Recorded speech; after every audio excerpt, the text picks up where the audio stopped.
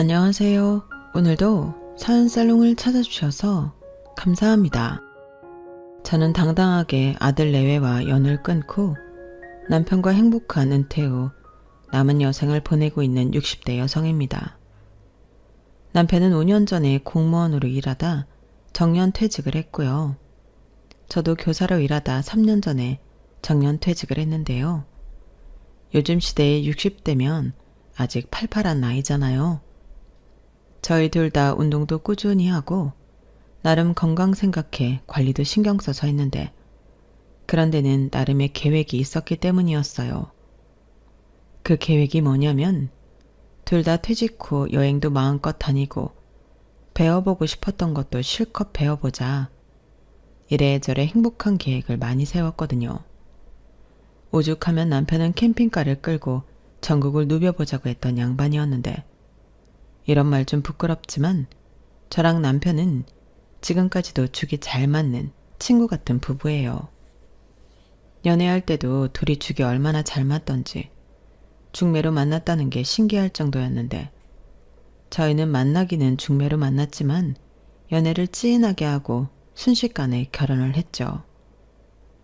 그리고 그 당시에는 결혼하면 금방 아이를 갖는 게 일반적이었는데 저희는 신혼을 즐기고 싶어 5년 동안 피임을 철저히 했는데요. 그 탓에 저는 별의별 소문을 많이 들어야만 했어요. 제가 애를 못 낳는다, 둘이 쇼윈도 부부다, 사실은 같이 안 산다 등등의 별의별 얘기를 뒤에서 들었는데요. 하지만 저희는 둘도 없는 서로의 단짝이었고 신혼생활을 마음껏 즐기고 계획대로 아이를 가졌어요. 그렇게 첫째로 낳은 아이가 딸이었는데 제 나이 28살에 얻게 된 천사였죠.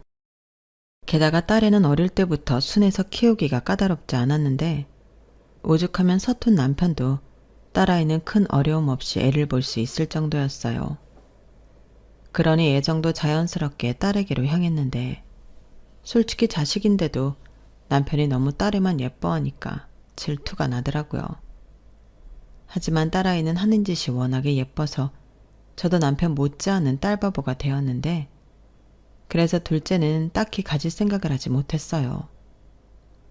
아무래도 둘째를 낳으면 딸에게 주던 애정을 나눠야 하고 또 엄마인 제가 둘째에게 신경을 써야 할 것 같아 꺼려지더라고요. 그냥 이렇게 우리 가족은 세 식구로 사는 것도 나쁘지 않을 것 같았죠. 그래서 둘째는 정말이지 생각도 못했는데요. 제 나이 40이 되었을 땐 설마 임신이 되겠나 방심했어요.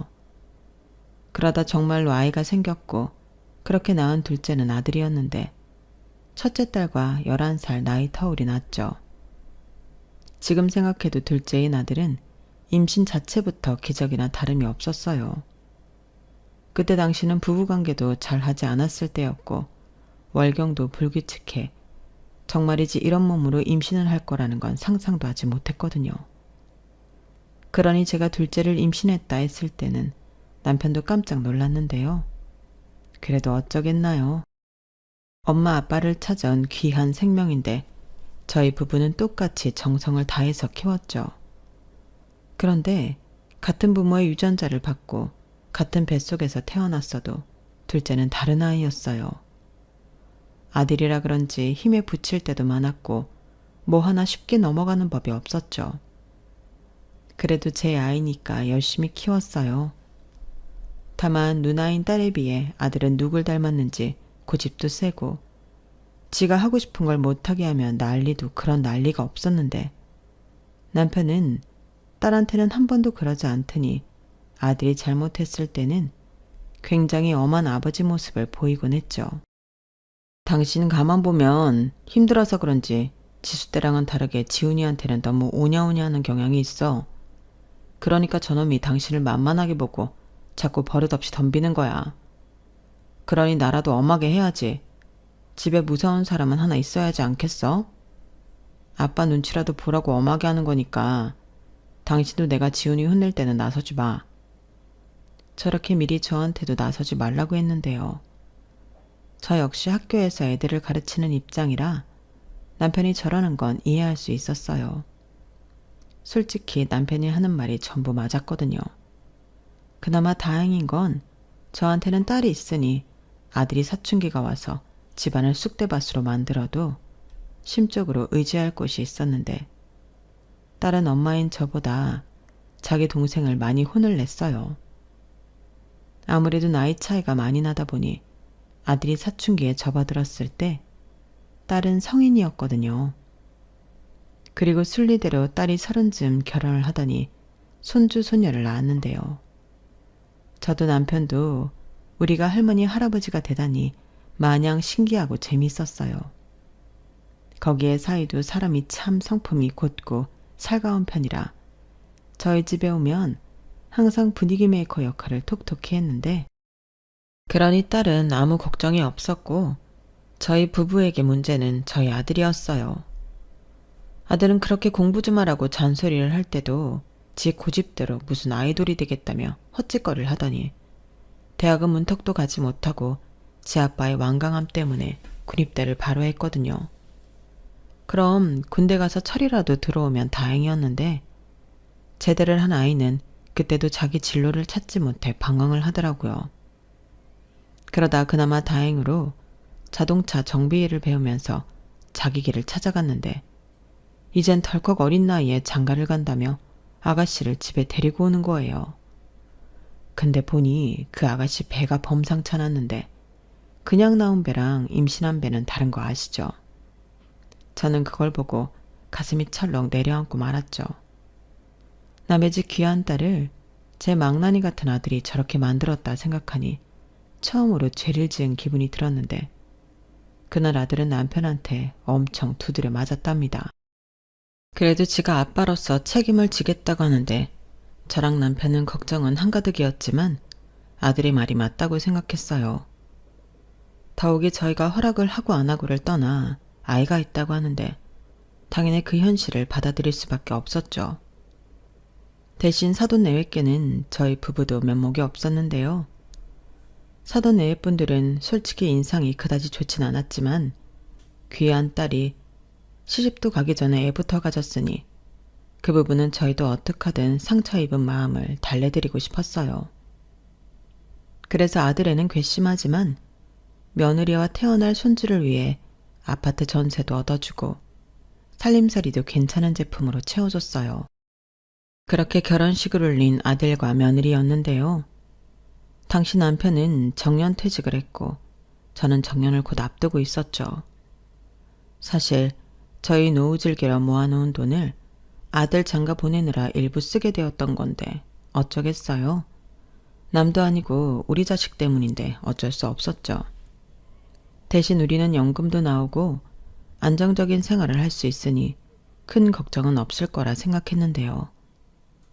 남편은 결혼을 갓 한 아들과 며느리에게 이렇게 신신당부를 했었죠. 이제 니들은 결혼도 했고 곧 있으면 부모도 되니 어른이다. 어른은 남한테 의지해서 사는 게 아니라 너희 힘으로 사는 거야. 그러니까 앞으로 힘들고 어려운 일이 있어도 도와달라고 하지 말고 니들이 알아서 하는 거다. 우리가 도와주는 건 여기까지야. 내가 하는 말 무슨 말인지 알아들었지? 저도 걱정하는 바가 있어 남편 말이 끝나고 곧이어 말했어요. 그리고 나도 할 말이 있는데 니들 애 나한테 부탁할 생각은 하지도 마라. 지훈이 네 누나도 알아서 네 조카 둘 다 키웠고 엄마는 말년에 손주 보면서 고생하고 싶지 않아. 니들이 부모니까 니들이 알아서 애 키워. 엄만 그것만 약속해주면 니들한테 바라는 거 아무것도 없다. 용돈 줄 필요도 없고 집에 자주 오라는 소리 하지도 않을 테니까 우리 각자 생활을 존중하자. 이렇게 말했는데요. 정말 저는 아들 내외에게 바라는 게 하나도 없었어요. 그리고 제 친구들 중에 손주 봐준다고 매어있는 경우가 몇몇 있었는데 며느리 눈치란 눈치는 다 보고 자유도 없고 정말 최악이더라고요. 그래서 저는 미안하지만 딸이 첫 손주를 낳았을 때도 엄마는 직장도 있지만 애는 못 봐줘. 네가 서운하게 생각해도 어쩔 수 없는데 너도 엄마 좀 봐주라 라고 말할 정도였는데요. 딸은 무슨 그런 걱정을 하냐며 그럴 일 없다고 웃으면서 말했어요. 그때는 그 말이 왜 그렇게 고맙게 느껴지던지 오히려 제가 미안할 지경이었는데 내 자식이 낳은 소중한 생명인데 이렇게까지 봐주기 싫다고 선언을 해야 하나? 솔직히 죄책감으로 많이 힘들었어요. 하지만 그렇게 매이기 시작하면 제 인생은 정말 없을 것만 같았는데 제 친구가 하던 말이 있었어요. 손주는 가끔 볼 때가 제일 예뻐. 하루 이틀이야 봐줄 수 있지. 근데 전담해봐라. 이건 내 자식도 아니라서 얼마나 힘든데. 애가 아프기라도 해봐. 아무리 딸이라고 해도 지 엄마를 죄인 취급한다니까? 라고 했는데 그런 미래는 생각만 해도 괴롭더라고요. 그래서 저는 남편에게도 말했지만 말년에 손주 봐주는 할머니는 되지 않을 거라고 선언해버렸는데 남편은 그런 제 생각을 존중해주고 칭찬해줬지만 그때 며느리 표정은 썩 좋지는 않았어요. 저희 며느리는 그때 카페에서 직원으로 일을 하고 있었는데 직업에 편견이 있는 건 아니지만 배가 불러 만삭이 되면 자기 가게도 아니고 일하는 건 쉽지 않을 거라고 생각했거든요. 그러면 자연스럽게 일은 하진 않고 애를 키울 거라고 생각했는데 며느리 생각은 그렇지 않았나 봅니다. 그리고 이윽고 건강한 손자가 태어났고 저 역시 정년을 얼마 남겨놓지 않게 되었는데요. 100일을 넘긴 손자는 또래에 비해 몸무게도 많이 나가고 우는 소리도 우렁 찼어요. 아무래도 엄마 아빠가 어설프니 애가 많이 칭얼거리더라고요. 잠투정도 심하고 거의 지 엄마 품에 안겨서 생활하다시피 하는 것 같아 그때 며느리가 짠해 보이기도 했는데 어쩌겠어요. 지들 애 기질이 그런걸요. 저는 내심 속으로 지 아빠를 닮았나? 라고 생각이 들어 뜨끔하긴 했는데 그런 자녀를 보는 것도 내내 지네 몫이니 어쩔 수 없다고 생각했어요. 다만 고생하는 며느리는 챙겨야겠다는 생각에 용돈도 보내주고 제철 음식도 보내주고 반찬도 해서 보내고 제 딴에는 도움을 주러 애를 썼어요. 그러면 며느리는 감사하다는 전화 한 통 하지 않았는데 서운하지 않았다면 거짓말이지만 그런 것도 성격이니 저는 며느리의 그런 성격을 그러려니 하고 넘겼어요. 그런데 아이 둘을 얼마 남기지 않고 아들 내외가 꽤나 심각한 얼굴로 저희 집에 왔는데요. 그때부터 제 인생에 먹구름이 끼기 시작했어요. 아들의 벌이가 시원찮고 외벌이로는 새 식구가 살기 힘들다며 며느리가 일을 하게 되었다 했는데요. 친한 언니가 하는 옷가게에 취직을 하게 되었다고 했어요. 그럼 애 어린이집 보내고 그 시간 동안만 일을 하면 되는 거 아니야? 에이 엄마 어떻게 그래. 그리고 옷가게가 낮 시간보다는 저녁에 손님이 많을 텐데 그렇게 시간을 조용하면 안 되지. 그래서 하고 싶은 말이 뭔데? 설마 나더러 선제 봐달라는 거 아니지? 너 엄마 아직 일해. 엄마는 정년도 얼마 안 남았잖아. 그거 좀 몇 달 땡기면 되지. 설마 몇 달 땡겼다고 연금을 안 줘? 그건 아니지만 그래도 엄마 평생 직장인데 유정이미는 거두고 싶은 게 당연한 거 아니니. 게다가 학교는 내 마음대로 그만두고 그럴 수 없어. 엄마도 학교에서 맡은 일이 있잖아. 어머니 그래도 좀 부탁드려요. 저희가 진짜 부탁드릴 곳이 없어서 그래요. 이가 말하지 말라고 해서 말 안 하려고 했는데 이 주식해서 지금 빚도 장난 아니고 저희 그거 못 갚으면 집 보증금도 다 날아갈 판이라니까요. 뭐야? 주식? 너 이놈의 새끼 너 주식했어? 아이씨 너는 그걸 말하면 어떡해. 내가 말하지 말라고 했잖아. 아빠 그게 아니고 나도 사는 게 막막해서 그랬어. 처음에는 좀 벌었단 말이야. 그러다 보니까 욕심이 나서 크게 한탕만 하고 접으려고 했는데 너 정말 처자식도 있는 놈이 그런 생각을 하면 어떡해? 주식으로 패가 망신하는 사람 얘기 못 들었어? 그거야 무작정 덤비는 사람들이지. 나는 공부도 했고 정보도 여기저기서 얻어서 알고 하는 거였어. 그런데 왜 말아먹었는데? 그렇게 알고 했으면 상황을 이 지경으로 만들지 말았어야지. 사람 일이 어디 마음대로 돼? 나도 분하고 억울해. 그래도 어떡하겠냐고. 문제는 생겼고 해결은 해야 하니 이렇게 부탁하러 왔잖아. 엄마 할머니잖아. 거기에 아빠는 이미 은퇴해서 시간도 많고 둘이 심심한데 잘 됐지 뭐. 너는 네 아들이 강아지냐? 둘이 심심한데 잘 됐다고? 왜 또 말을 그렇게 해? 그냥 좀 봐달라는 거잖아.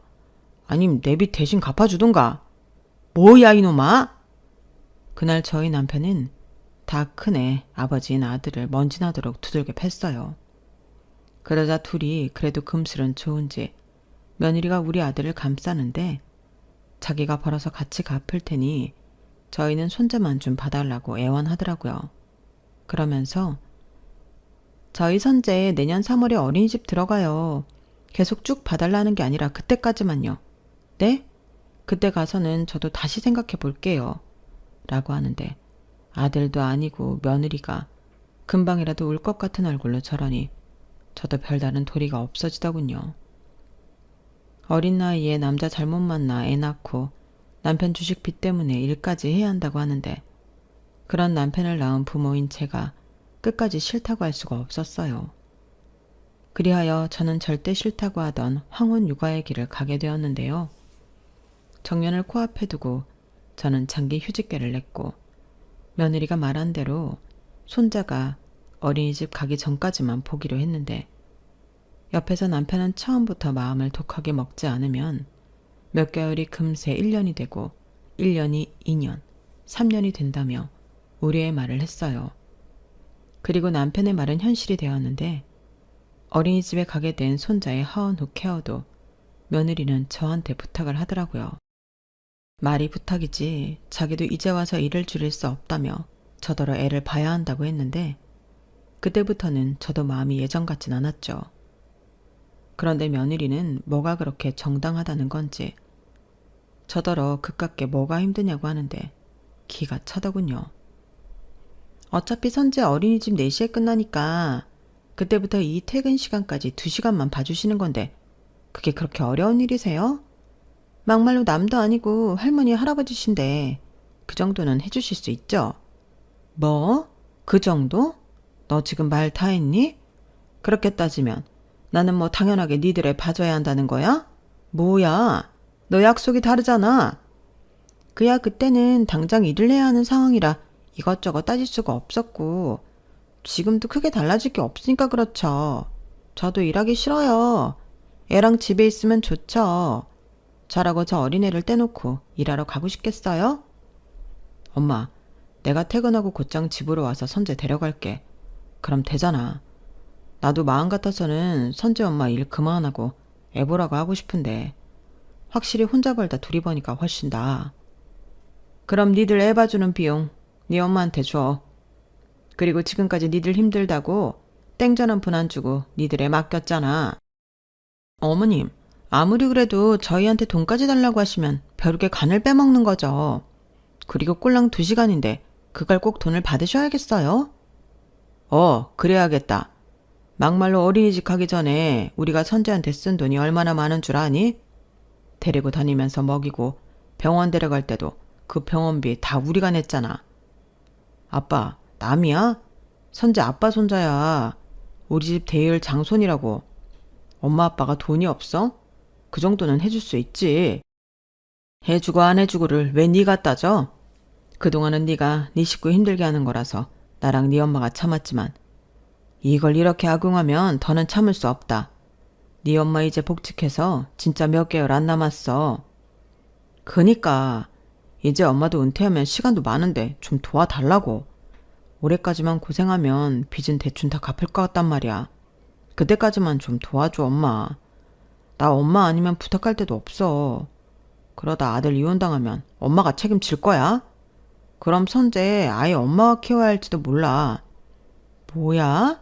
너 지금 그걸 말이라고? 너 지금 엄마 협박해? 협박이 아니라 내 현실이 그 정도로 심각하다는 거야. 내가 오죽하면 이래. 저는 아들 내외의 말에 숨이 턱하고 막히는 것만 같았어요. 그리고 2시간이라고 철석같이 말하더니 처음 몇 번 빼고는 그 2시간도 지키지 않았는데 아들에는 일이 안 끝났다며 손주를 우리에게 맡겼어요. 저는 퇴직까지 출근을 해야 했기에 어린이집 하원 후 제가 퇴근하기까지 남편이 손자를 봤는데 제가 퇴근해서 저녁 먹고 씻기고 놀아주고 있으면 아들과 며느리는 그제야 와서 졸려하는 애를 데려가더라고요. 딱 보아하니 둘이 만나 술도 한잔 하고 온 것 같은데 제가 혼 좀 내려고 해도 이미 취해서 제 말은 기뚱으로 들었죠. 진짜 지금 생각해도 그 애들 수법에 완전히 말린 우리 부부였는데요. 그러다 정년 퇴직 후 저는 난데없이 디스크가 터져서 고생하게 되었어요. 수술을 해야 하는데 문제는 손주였죠. 지 엄마가 아프다고 하는데도 이 정신 나간 아들놈이 자기들은 어쩌라는 거냐며 저더러 수술을 하지 말고 참으라는 거예요. 그 말을 들었을 때는 뭐 이런 불효자 같은 놈이 다 있나 속에서 천불이 올라왔는데 그때 지 누나인 딸이 난리를 쳤죠. 니들 때문에 디스크 수술을 받는 건데 죄송하다고 하지 못할 망정 그게 뭐냐고 지 동생과 올케를 쥐잡듯 잡았는데 역시 딸이 있어 다행이라는 생각밖에 없었어요. 그리고 수술을 마친 저는 더는 애를 봐주면 안 되겠다는 생각이 강하게 들었는데요. 그래서 퇴원 후 당연하게 애를 맡기려 하는 아들 내외에게 더 이상 육아를 나와 네 아빠에게 떠밀지 말라고 했어요. 그러자 아들이 엄마, 전에 있던 일로 아직까지 삐진 거야? 그땐 나도 경황이 없고 당황해서 그랬지. 나도 누나가 난리칠 때 아차 싶었어. 반성도 많이 했다고. 그치 여보야? 라고 하는데 저는 눈 하나 깜짝하지 않았어요. 그러자 이번에 며느리가 어머니, 저도 이런 말 진짜 안 하려고 했는데 어머니 수술하러 가셔서 제가 친정 엄마한테 우리 손재 맡겼거든요. 근데 말도 마세요. 벌써 어머니 손을 타버려서 저희 엄마는 엄두도 못 내세요. 그런 손자를 이젠 나 몰라라 하시다니. 저도 그럼 난감하죠. 라고 했는데 저는 더 말할 것도 없다며 그 자리에서 일어났어요. 그때 거실에서 책을 보던 남편도 네 엄마 더는 힘들게 하지 말라고 무섭게 엄포를 놓았고 둘은 입을 삐죽삐죽거리며 일단은 후퇴하는 모습을 보였는데요. 사실 그 정도에서 끝났다면 아들 외랑 영까지 끊진 않았을 거예요. 하지만 이것들은 제 말이 우습게 들렸는지 일단 한 걸음 물러나 기회를 엿보기로 한 것 같았는데 한마디로 좋게 말을 하니 알아먹질 못하는 거였어요. 아니 엄마가 지들 애 봐주느라 몸이 망가져 수술까지 했다는데 이렇게 막무가내로 나올 수가 있는 건지 그때부터는 저도 아들이든 손자든 다 필요 없다는 마음이었는데요. 그 다음날 며느리가 어린이집 하원을 한 선재를 데리고 저희 집으로 왔어요. 어머니 저 왔어요. 선재대 왔고요. 어머? 네가 왜 왔니? 이제부터 선재 내가 못 봐준다고 말했잖아. 그게요. 아무리 생각을 해봐도 좀 억지 같아서요. 디스크라는 게 그렇게 금방 나빠지고 수술하는 게 아니라고 하던데요. 그러니까 디스크는 원래 어머님이 가지고 있던 지병이었고 그건 우리 선재랑은 아무 상관없는 거잖아요. 뭐라고? 그래서 네 말은 내 디스크는 선재랑 상관없으니 앞으로 계속 네 애를 봐라? 네 애라고 하지 마시고요. 어머님 손자잖아요. 그리고 어머님 연세에 벌써 힘들다고 하는 건 약한 척 하시는 거 아니세요? 너 정말 아무리 뚫린 입이라고 진짜 말 서운하게 한다. 뭐? 약한 척을 해? 너는 내가 힘들다고 하는 게 약한 척으로 보이니? 네. 나 참 기가 막혀서. 그래, 약한 척이라고 쳐라. 네가 아무리 그래도 나는 네 애 안 봐줄 거야. 어린이집 야간방 같은 거 있잖아. 에이, 어머니. 아무리 그래도 이 조그만 애를 어떻게 야간반에 보내요. 그럼 다른 집 애들은 다 집에 가는데 우리 선재만 어린이집에 있는 거잖아요. 할머니 맞으세요? 우리 선재 여기 핏줄이에요. 아주 장한 일 했다. 그래서 너는 네 새끼 나한테 맡겨놓고 네 남편이랑 밖에서 놀다 늦게 와서 홀랑 애만 데려갔냐? 네? 아니 그걸 어떻게... 근데 매번 그런 건 아니고 가끔이요. 저희도 저희만의 시간이 필요하잖아요. 어머님은 그런 것도 이해 못 해주세요? 그래, 나는 그런 못된 심포는 이해 안 한다. 너만 그런 시간이 필요하니? 내가 언제 손주 낳아달라고 했어? 나도 은퇴하면 네 시아버지랑 하고 싶은 거 많아. 네가 뭔데 내 계획을 망치니? 정 그러면 니네 엄마한테 봐달라고 해. 내가 1년 넘게 봐줬는데 공평해야지. 저희 엄마는 손목도 안 좋으시고 집도 멀잖아요. 그리고 선재가 김씨인가요? 임씨지? 그리고 저희도 저희만의 시간을 가져야 둘째도 만들죠. 둘째 같은 소리 하네. 앞으로 니들이 낳은 니들이 책임질 거 아니면 둘째든 셋째든 꿈도 꾸지 마. 낳기만 하면 그게 부모니? 니들이 니들 힘으로 키워야지. 내가 니들 결혼할 때 뭐라고 했어? 나는 바라는 거 하나도 없다고 애만 맡기지 말라고 했지. 막말로 네가 나한테 억지로 애 맡기면 뭘 해줬니? 애 봐준 돈을 줘봤어. 너 쉴 때 찾아와서 내 집일을 도왔어? 그야 어머님이 안 해도 된다고 하셨잖아요. 그리고 돈은 어머님이랑 아버님이 훨씬 많은데 벼룩의 간을 뽑아 드신다고 생각하지 않으세요? 그래서 내가 참고 1년 넘게 해줬잖아. 그 덕에 빚도 갚았고. 그럼 된 거지.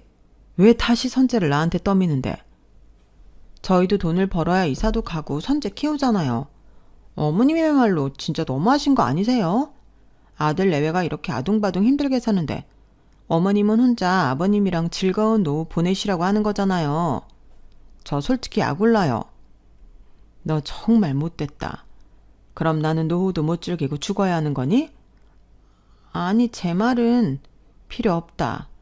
더는 너도 선재도 내 집에 발붙일 생각도 하지 마. 네 마음이 뭔지 정확히 알았으니 우리 서로 모르고 살자. 어머니, 방금 말은 실수예요. 저는 그런 뜻으로 한 말이 아니라. 됐다. 나는 네 생각 궁금하지 않아. 고마운 거랑 당연한 것도 구별 못하는 네 수준에 나는 더 이상 내 아까운 시간 허비하고 싶지 않으니까 썩 나가. 저는 너무 성질이 나서 며느리한테 화를 버럭 냈어요. 내 딸한테도 이렇게까지 고함을 쳐본 적이 없었는데 며느리가 선을 넘어 예의는 고사하고 무례하기 짝이 없으니 저도 분에 못 이겨 화를 내게 되었죠. 그러자 이런 제 모습을 처음 본 며느리가 많이 놀란 얼굴이더군요. 며느리는 그런 게 아니라며 대성통곡을 하기 시작했어요. 마침 그때가 남편이 친구들 만난다고 나간 터라 더 짜증이 났는데 며느리가 일부러 그런 타이밍을 노린 것만 같고 내가 얼마나 만만하게 보였으면 지 시아버지 앞에서는 찍소리도 못하는 게 나한테만 저럴까 열불이 나더라고요. 그래서 이번에는 일하고 있을 아들에게 전화를 걸었어요. 평상시 제가 먼저 전화하는 일은 거의 없었기 때문에 아들이 놀라서 전화를 받았고 저는 지금 당장 튀어와서 네 식구들 데려가라 고함을 질렀어요. 그러자 손자가 놀랬는지 잠에서 깨 펑펑 울기 시작했고 애가 울고 지 마누라도 울고 하니 아들애가 저한테 화를 내며 왜 또 그래? 엄마는 며느리가 만만해? 라고 주제넘는 소리를 했는데 저는 지금 당장 튀어오지 않으면 호적에서 파버리겠다고 했어요. 그러자 천륜인데 무슨 수로 자식을 호적에서 파. 이제 그런 협박은 안 통해. 엄마는 선생님이면서 그런 것도 몰라? 라고 하는데 저것들이 왜 부부로 사는지 단번에 알겠더라고요. 내 자식, 남의 자식 할 것 없이 싸가지가 없는 게 천생연분이었어요. 그래서 그래, 너 아주 똑똑하다. 그럼 앞으로 내가 어떻게 너를 자식으로 생각하지 않는지 경험해봐. 장손? 웃기고 있네. 나는 장손 필요 없다. 우리 집이 제사를 지내는 집도 아니고 나는 네 누나랑 매형 있으니 외손주 보고 살면 되고 니들 앞으로 해준 아파트 전세 보증금도 당장 회수해 올 거야. 그뿐인 줄 아니? 나나 네 아빠 죽고 남기는 유산도 미리 정리해서 네 누나한테 모두 주고 갈 거니까 넌 기대도 하지 마. 뭐? 엄마 진짜 유치하게 왜 이래? 내가 남이야? 내가 방금 말했잖아. 호적에서 못 파도 내가 너를 어떻게 자식으로 생각하지 않는지 보여주겠다고. 은혜를 원수로 갚아도 유분수지. 내가 정녕 코앞에 두고 힘들게 새끼까지 봐줬는데 뭐가 어쩌고 저째? 엄마, 나 지금 당장 갈게. 화 풀고 진정하고 있어. 누가 엄마 은혜를 모른다고 했어. 다 알지. 나 금방 갈게. 며느리는 제가 아들과 통화할 때 귀를 쫑긋 하고 있더니 전화를 끊자 다시 울기 시작했어요. 저는 그러던지 말던지 주방으로 가서 냉수를 벌컥벌컥 마셨고 시끄러운 모자지간 소리에 이어폰을 찾아 귀를 막고 좋아하는 유튜브를 보기 시작했는데 아들이 30분 만에 집으로 왔더군요. 그러고는 지 마누라한테 무슨 일이냐 묻는 것 같았는데요. 며느리는 제 아들한테 온갖 짜증을 냈어요. 제가 작정을 하고 이번엔 정말로 애를 봐주지 않을 것 같다고 투정을 부리는데 저희 아들이 한숨을 깊게 내쉬더라고요. 그리고는 주방으로 들어와 제 앞에 앉았는데 저는 아들애가 말을 하기 전에 먼저 말을 시작해버렸네요. 무슨 말을 하려고 그래? 나는 네가 하는 말도 듣고 싶지 않아. 왜 니들이 낳은 애를 키우기 싫어서 여기저기에 밀어? 그럴 거면 낳지 말았어야지. 너 결혼할 때 뭐라고 했냐? 책임진다며. 이게 책임이냐? 어릴 때부터 엄마 말이라면 죽어라 안 듣다니 애 아빠가 돼도 똑같네. 나는 너 지금 이 순간부터 포기다. 엄마, 무슨 엄마가 자식을 포기해. 오죽하면 그러겠니? 나도 오래 참았어. 그러니까 네 아버지 불러서 푸닥거리 하기 전에 당장 네 식구 데리고 썩 꺼져. 저는 그때 태어나 처음으로 아직 모진 마음을 먹었어요. 세상에 어떤 부모가 자식을 끊어내는 게 쉽겠냐고요. 하지만 이젠 성인의 가장이 된 아들을 계속해서 봐줄 수는 없는 노릇이기에 저는 부모 자식 간의 연도 끊어야겠다고 생각했는데 아들은 펄쩍 뛰면서도 믿지 않는 눈치였어요. 하지만 더는 저한테 자기 아들을 맡길 수 없다는 건 받아들인 눈치였는데 아직도 미련을 못 버리는지 지 마누라를 겨우 달래서 손자까지 데리고 나가더라고요. 아마 그렇게 풀 죽은 듯 나가서 며칠 동안 연락 없이 지내면 제가 걱정하고 손자가 보고 싶은 마음에 연락을 먼저 하지 않을까 그런 기대를 했을지도 모르겠는데 저는 정말 단호하게 마음을 끊어냈어요. 그러자 보름 정도 지나니 아들과 며느리가 먼저 연락을 해왔는데 저는 받지 않았죠. 그리고 남편이 대신 받아 다시는 전화하지 말라고 욕을 시원하게 해줬는데 저희는 아들 내외가 결혼할 때 해준 아파트 전세 보증금도 뺏어왔어요. 그러니 당연히 계약 연장을 생각하고 있던 아들 내외는 갑자기 이사 통보를 받고 놀란 듯 집으로 찾아왔는데 그때 하필 지 누나랑 매형이 있어서 본전도 못 찾고 발걸음을 돌려야 했죠. 그러면서 자기가 뭘 그렇게 잘못했냐며 왜 항상 누나랑 자기를 차별하냐고 뜬금없는 소리를 했는데 자기 딴에는 어릴 때 차별을 받고 살았다고 생각한 모양이었어요. 하지만 가슴에 손을 얹고 맹세코 저와 남편은 그런 적이 없었는데요. 그건 저희 부부를 아는 모든 사람들이 알 겁니다. 속은 있는 대로 끓이고 돈도 있는 대로 헤쳐먹은 자식이 아들이었으니까요. 그에 반면 딸은 자기 스스로 뭐든 똑 부러지게 해준 고마운 존재였는데 오히려 차별은 첫째 딸이 받은 거죠. 그래서 저나 남편은 늘 딸에게 고맙고 미안한 마음이 있는데 적반하장으로 아들이 저렇게 나오니 저는 마음이 참 씁쓸했어요. 제가 자식을 잘못 키웠다는 생각을 지울 수가 없었거든요. 그래서 아무리 부모 자식 간이라고 해도 그간 공짜로 애 봐준 돈을 청구해야겠다 마음먹었어요. 시터 월급을 알아보니 200만 원은 좋게 넘는 거 있죠. 저는 그래서 아들 내외에게 제가 손주 봐준 기간의 급여를 계산해 2,500만 원을 지급하라는 내용 증명을 보냈어요. 사실 따지면 금액을 더 올려야 하는데 어차피 그 돈 받을 수도 없다는 걸 알기에 일단은 그렇게 보냈죠. 그러자 제 집 현관 앞까지 쫓아온 아들 며느리는 문 안 열어줄 것을 알면서도 현관문 앞에서 너무하다 어쩐다 정말 그 돈 받을 생각이냐 난동을 부렸는데 저는 경찰에 아들 내외를 신고했어요. 그만큼 제 마음이 확고하다는 걸 이 두 녀석에게 보여주고 싶었거든요. 그리고 저는 내용 증명에도 적었지만 그 돈을 먼저 정산하기 전까지 어떤 종류의 연락도 받지 않겠다고 명시했는데 역시 효과는 돈이 직방이더군요. 제가 몸이 아프다고 했을 때는 약한 척하지 말라고 하더니 제가 그간 공짜로 애 봐준 돈 내놓으라고 하니까 연락을 뚝 끊어버린 거예요. 게다가 살고 있는 집 보증금도 저희가 회수해 갔으니 울며 겨자 먹기로 아들 내외는 처가로 들어간 모양이었는데 쉽지 않았겠죠. 그러니 둘이 또 지지고 볶고 싸웠을 건 안 봐도 비디오였는데 저는 상관하지 않아요. 그건 앞으로도 마찬가지인데요. 현재 저는 남편이랑 상의한 끝에 살던 집도 팔고 전혀 다른 지역으로 이사해 살고 있습니다. 사실 이건 아들 내외랑 갈등과는 상관없이 전부터 해보고 싶었던 건데요. 저나 남편 모두 서울에서 나고 자라 쭉 서울 생활만 했거든요. 그래서 현재는 양양으로 내려와 새로운 생활을 하는 중인데 매일매일이 신나고 행복합니다. 저희 집에서 걸어서 10분이면 바다가 보이는데 남편과 바다를 보며 브런치도 먹고 해질녘에는 와인도 한 잔씩 하면서 좋은 시간도 자주 보내곤 하는데요. 이곳의 생활은 정말이지 꿈결 같아요. 게다가 저희 부부는 이곳에 정착하기로 하면서 각자 새로운 취미도 하나씩 배우고 익히고 있는데 요즘은 그런 생각이 들더군요. 처음 결혼해 신혼생활을 누렸고 지금이 우리가 또다시 누려보는 두 번째 신혼생활이라고요.